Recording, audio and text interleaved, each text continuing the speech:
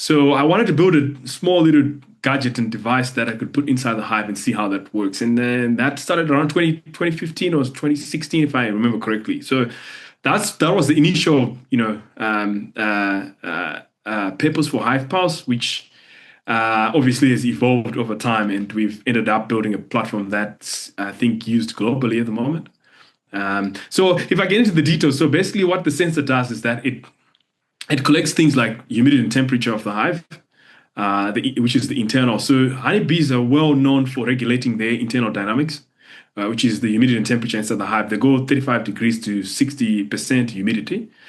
And we also, on the device itself, we kind of embedded a temper sensor to combat theft and vandalism, because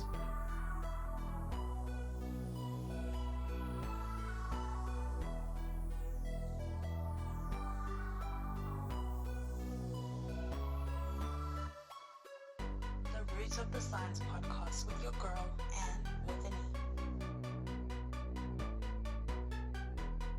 Hello, everyone, and welcome back to another episode of Roots of Science podcast with your girl, Anne with an E. If you are new here, welcome. Remember to hit subscribe button if you're watching on YouTube, or if you're listening to us on our audio platforms, remember to also subscribe and definitely share this episode. So let's get into today's episode. When a bee buzzes near you, your first thought might be to swat it away. But have you ever thought about how much of our food depends on bees?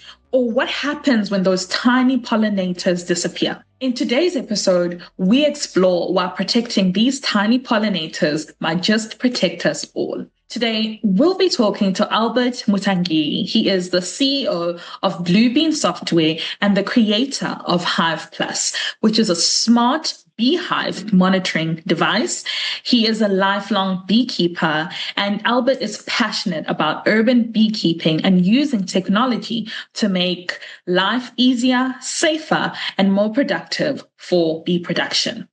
Let's get into today's episode. Hello, Albert. Welcome to the show. hi, Anne. How are you doing?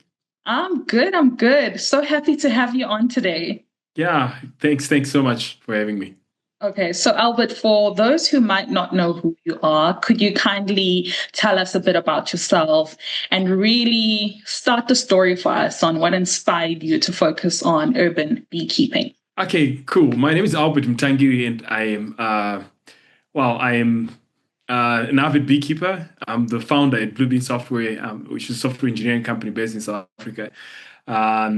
So actually, it's a very interesting story with beekeeping for me. It's a hobby of mine. So, so it started when I was still a little kid. So I grew up in Zim. That's where I come from, and I started there. My parents are still there, and the story is about when I was about 4 years old.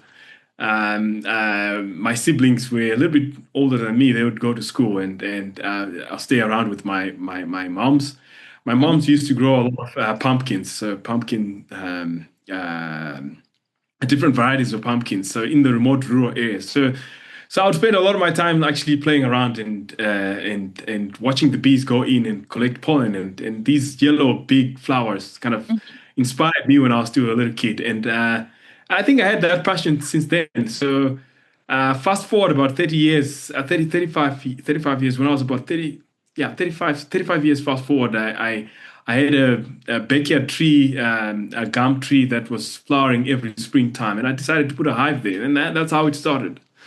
Yeah, so before you know it, and now I've got about 20 hives. My goodness. So Yeah, yeah. when you say you put a hive, could you explain for some of us who don't know what it is? I mean, I've seen a beehive, but what do you mean when you say you put a hive in a tree?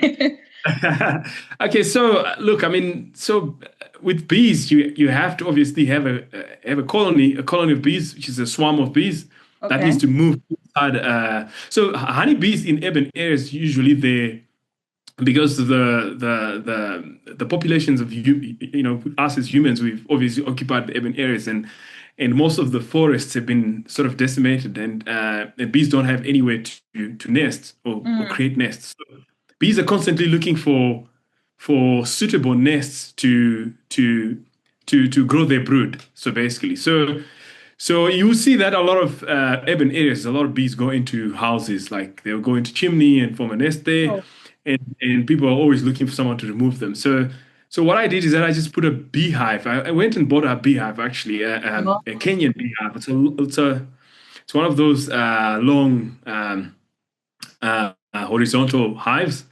So there's different types of hives I'll explain to you a little bit later on. But I bought that one, I put it in my backyard, and I did a little bit of some research, and I found out that you can actually attract bees using lure called lemongrass oil. So I put a couple of drops of lemongrass oil in there, and then one weekend I was actually lucky to witness the whole event. So a swarm of bees, plus or minus 60,000 plus, I don't know, bees like descended on my hive, and I was really excited. I captured the whole event on camera, actually. So that was my first hive. Yeah.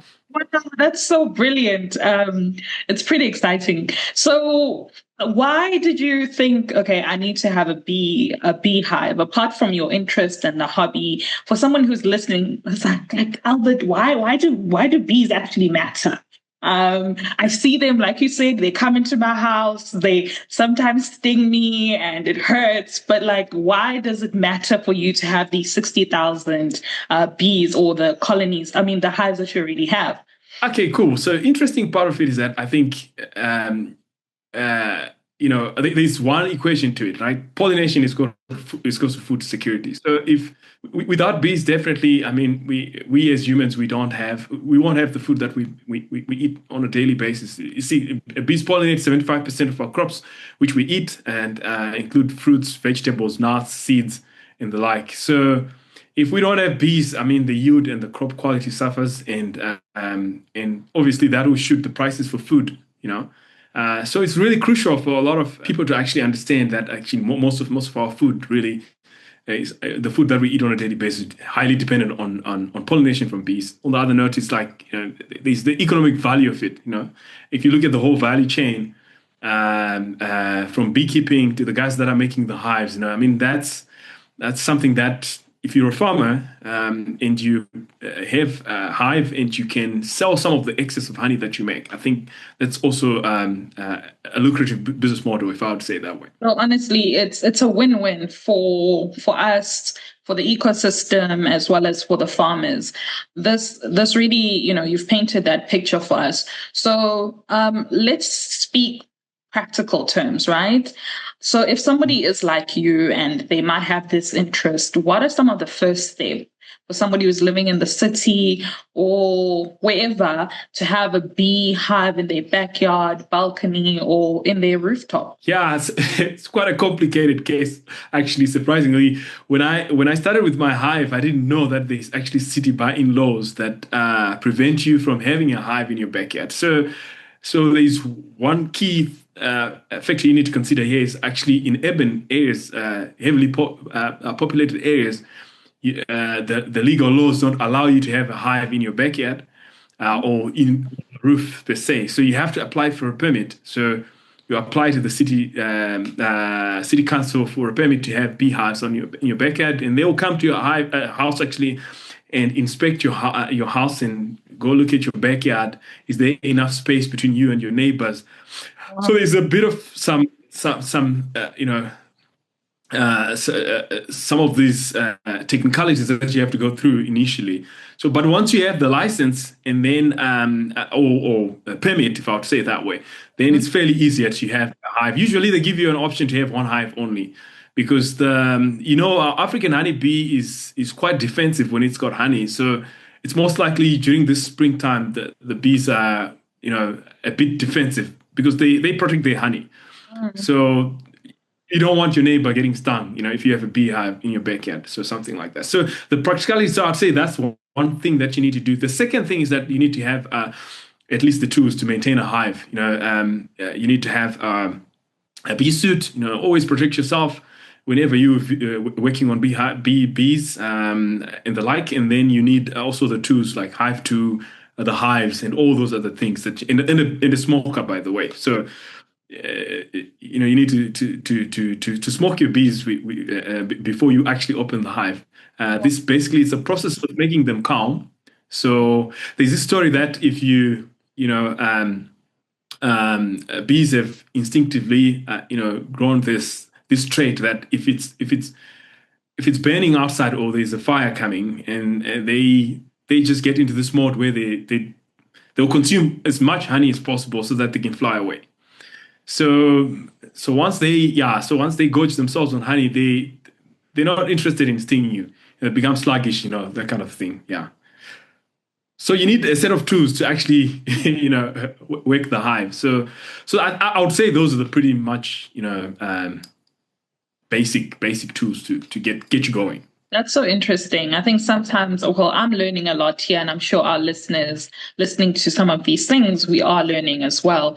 It's quite interesting that you say that you need to have a permit, which makes a lot of sense, especially for some of us who might live in apartments, etc., and we don't have space. So you work on a farm, so that's why you're able to have as many hives as you do, right? True, very true. So I stayed in Johannesburg for quite a while before I moved here in KZN. Yeah, but initially I had my hives in my backyard because I had permit to have the hives in my backyard. We had quite a bit of Okay. a bigger space where we could actually put our hives in. So yeah. Okay, interesting. So, Albert, the wonderful thing is that you are at the core, you are into, software, and you actually created Hive Plus, which is a smart bee monitoring device. So, you've kind of, created something really cool from just your passion. So how does Hive Plus work in terms of monitoring the beehives? Okay, cool. So I think thanks, you mentioned the passion side of things. So initially, my goal was to try and build a set of tools that will, assist beekeepers in doing their job. Honey beekeeping is it's quite cumbersome. It's a hands-on job. You have to be. A lot of people think that if I have a hive, I'm just going to leave it in the backyard. It will do its own thing. But it involves a lot more if you want to make sure that, depending on what your use case is like, if you want to make honey or you want to do pollination services and the like and the like. So you're going to need to constantly monitor your hive and how it's doing. So my passion initially was to build a tiny small sensor that I could stick into the hive, and it will tell me a lot more information about how my hives are doing without me being invasive, opening the hive. Because every time you open the hive, you are actually exposing the hive to the elements, and the bees have to rebuild and close it off. So they use propolis, which is the sticky stuff that they take from that they collect or harvest from trees, and they use this to seal the hive so that at least the external elements, like weather conditions, the cold doesn't come inside. So the less invasive you are to your hive, the better, for them. So I wanted to build a small little gadget and device that I could put inside the hive and see how that works. And then that started around 2015 or 2016, if I remember correctly. So that was the initial, purpose for HivePulse, which obviously has evolved over time, and we've ended up building a platform that's, I think, used globally at the moment. So if I get into the details, so basically what the sensor does is that it collects things like humidity and temperature of the hive, which is the internal. So honeybees are well known for regulating their internal dynamics, which is the humidity and temperature inside the hive. They go 35 degrees to 60% humidity. And we also, on the device itself, we kind of embedded a temper sensor to combat theft and vandalism, because a lot of, if you have your hive sitting somewhere else in the remote area, someone is going to come and pick it up and go use it for pollination services, which is kind of crazy. But the idea was around that. So the sensor itself, the initial version I built myself, was kind of a POC that I just set in my backyard. I think I didn't have so much to do at that time, just before COVID came in, and I had plenty of time on my hands. So I kind of built this tiny module. I think I still have the version here with me. So I'm not sure if you'll be able to see it, but Yes. yeah, it looks more like that. So it uses off-the-shelf hardware that you can buy off the shelf. So I bought a bunch of small components off the shelf and I put it together. It's got a transmitter which transmits data over very long distances. So about a kilometer distance. with line of sight, obviously, and then it's got a humidity and temperature sensor on. It's got a gyroscope on, and then it's got it works with this tiny microcontroller or a computer. The computer chip itself on its own. It's a very small, tiny device called an 80Tiny 83. So with those components, I kind of built the platform initially from a hardware standpoint, and then build the software also that enables you to view the data that's coming from the Hive. So that combined with that, we kind of thought down the line to say, I think there is a ton of challenges that beekeepers face currently. Why can't we actually build a product around this? So we went full scale. We kind of hired a whole team to get this thing done. So that's since, I think, for the past 5 years, that's what we've been doing. Yeah. That's brilliant. You found a problem and you created a solution that's being used globally. So is this an app or is it something that's on a computer? Correct, Chris. So our application, like I said earlier on, it consists of two key components.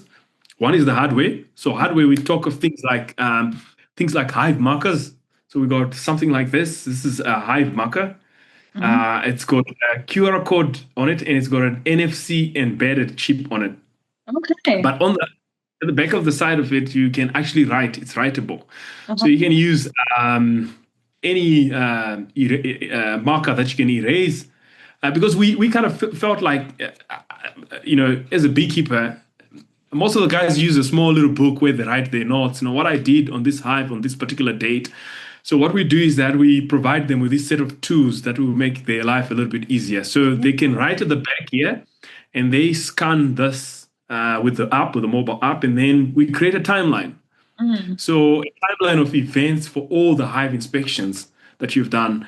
And that information gives you sort of a highlight of what happened. So you can track issues. Like if there's issues, you can always go back and say, you know what, I did this on this particular date. And this is sort of a record keeping item. And then I think I didn't show you the actual device itself. So the actual device is like this one. This is the production ready device, and it's certified to sell in Europe and in South Africa as well. And we basically the concept. I've got the actual frame of honey here with me. So that's brilliant. It's a honeycomb. This is a. I'm not sure if you will be able to see it. I do. So this is a frame of this sensor on the on the frame like that. So creating that attachment to the frame, and we put it in the brood nest. And then what it does is that you won't even notice that there's a sensor inside. The bees just most probably propolize it, and but basically every 15 minutes we read measurements for temperature and humidity inside the hive, and then we transmit that data to our backend, which sits on the cloud.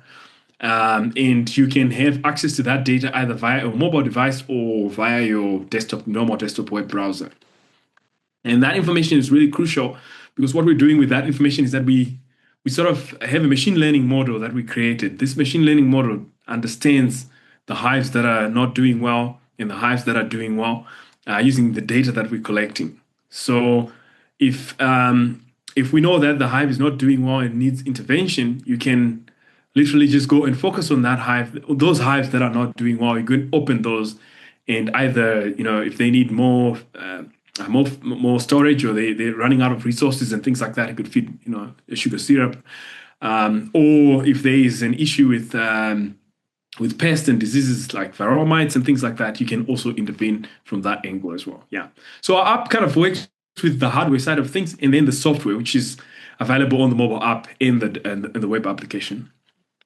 This is so brilliant. And I think it also gives a lot of ease for someone who's still learning and wants to get into this. Because I'm just thinking, like you said, with the artificial learning side where it collects the data, does it, like you said, it allows people to, it tells them the specific intervention. So if it is a disease or a pest problem, does it give advice as well on how they should be able to handle it? Good question. So what we're trying to do is, with this set of tools that we're building for beekeepers, is that we we want to integrate the whole community into it. So it's not just beekeepers. So we want to get, I think we want to get growers involved. We want to get pollinators involved. We want to get everybody else who is part of the beekeeping community to be Mhm. part of the initiative, obviously. So it started with the hardware, which is the sensor, but the end goal for us is like really long term. It's more of building this community of interconnected,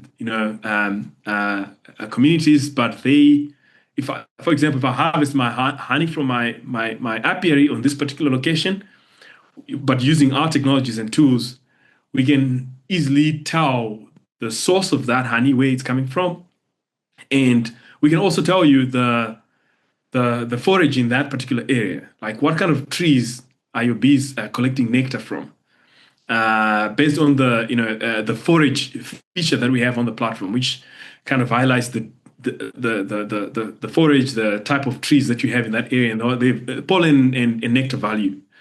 So we record a lot more than just the humidity temperature sensor portion of it. So it kind of, I'm not sure if I answered your question though. No, you have. It seems like a very holistic device and system, which is absolutely brilliant. You spoke about a community, and this follows on to my next question, right? What kind of support is available for someone who's interested in beekeeping or the agri-tech side? Talk to me about that kind of community support, because like you already insinuated that it requires a lot of input from so many people to make this work. I think the first thing that I would say, if you're a beekeeper and you want to get into beekeeping, first thing is learn as much as you can. There's so much information on over the internet these days. When I started with my first hive, I just went online. I went to YouTube and I said, okay, how do I do this?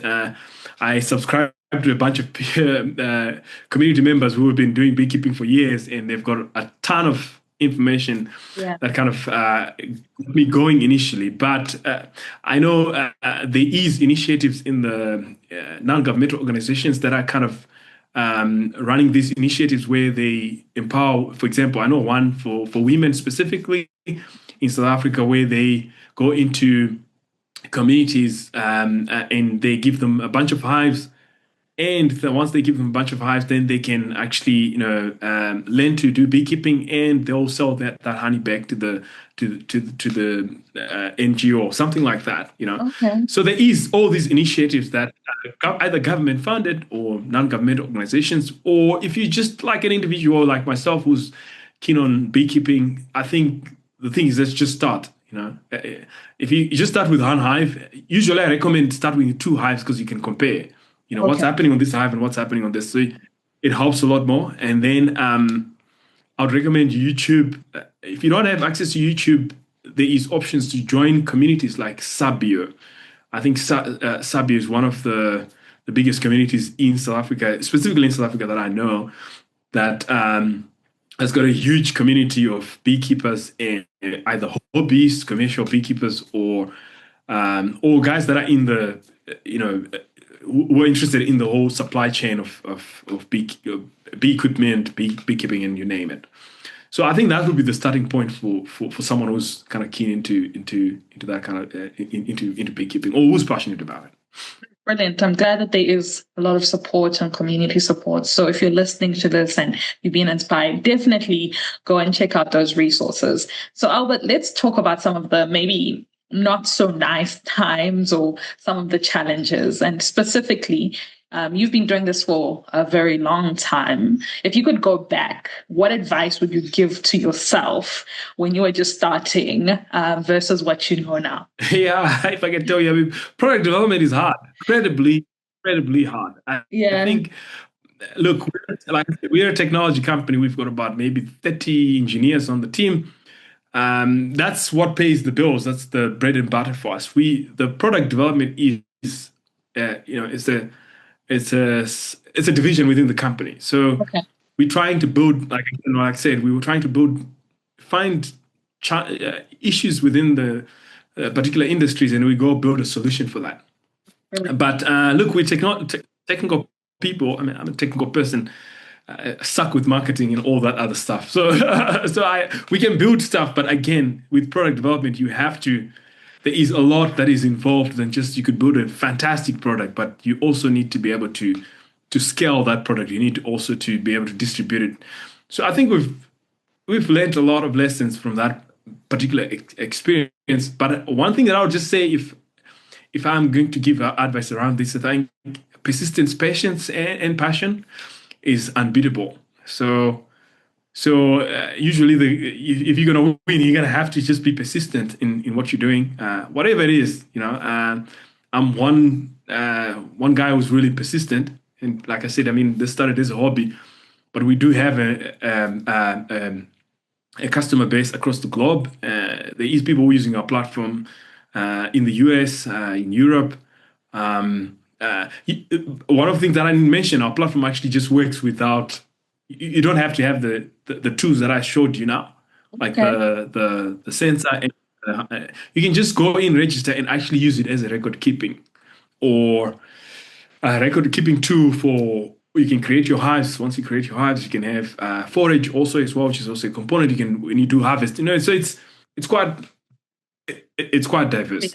So speaking about the device and it's all the things that it's able to do, how is somebody able to purchase it? Where can they get either the physical hardware or just the software? How can they get hold of that stuff? Okay, so we got a similar process for a new user who wants to use or someone who wants to try our tech. So you can go to our website, which is hivepulse.co.za/shop. There you've got a list of all the options that we have. So registration at the moment is actually you can register for free, I think, if I understand correctly.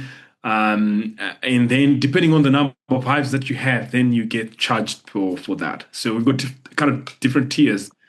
And if you want to go into the advanced more options, which is obviously owning the hardware, which is the sensors, you can buy them online. We can actually we just ship directly to you. So all you just need is, depending on connectivity. I don't want to get a bit too technical about it, but I can if you want me to. But we've got two technologies that we support. And one of them is that you just have the device itself and you stick it in the hive, it works. You don't need anything else. And then for guys who are in commercial farms, growers, those ones have got quite a complicated use case and setup. So usually we give them what we call gateways or concentrators. So it's like this device that you mount outside with an antenna on. Okay. That allows to have as many devices on a particular site, but we can cover a radius of about maybe 5 kilometers from that particular concentrator. So the devices will talk to the concentrator, and then the concentrator sends that data to our cloud. Mm-hmm. So that's basically just it can get a little bit complicated from depending on the use case. But for hobbies, beekeepers who are in urban areas, it's just a bit of buying this module online, and we ship it directly to you. You can register on our website for free, and then depending on the data that you use and things like that, then we charge you for that. Okay, so we'll also put all of your details for people to click on the link so that they can get more information about the different types of products that they would prefer. So it does sound very seamless. Albert, we've had such a wonderful conversation. And as we wrap up, what is the vision for you and Hive Plus 5-10 years from now? Okay, like I hinted earlier on, I think we want to grow this into a community-based model where it's not just small pieces like the hardware. I have a sensor inside my hive, but we're interested in things like traceability of honey. Where is the honey coming from? So that's really crucial for us. We're looking at the grower side of things. So building the whole community of growers, like the guys who are doing avocados, the guys who are doing macadamias, the guys who are doing citrus. All those guys have got big pieces of land, which are, obviously under either irrigation and things like that. They're highly dependent on the pollination side of things specifically from bees. So we want to bring those on board as well. We're already working with growers, by the way, that are actually pilot testing our platform, specifically in the pollination space, because they're highly dependent on honeybees for their yield and their production side of things.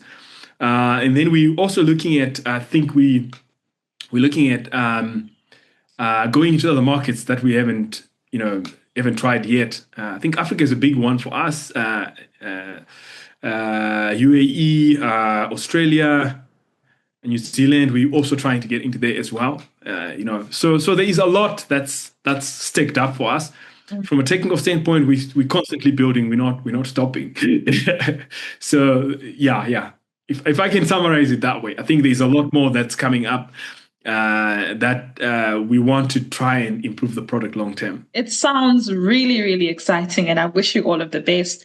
I've learned so much, and I can't wait to see from the outside all the amazing things that you're going to be doing. Thank you so much for taking time to chat with me today. Thanks, and thanks for having me. And to everybody else who's tuned in, thank you so much for listening to another episode of Root of Science Podcast with your girl, Anne with an E. Until next time, goodbye.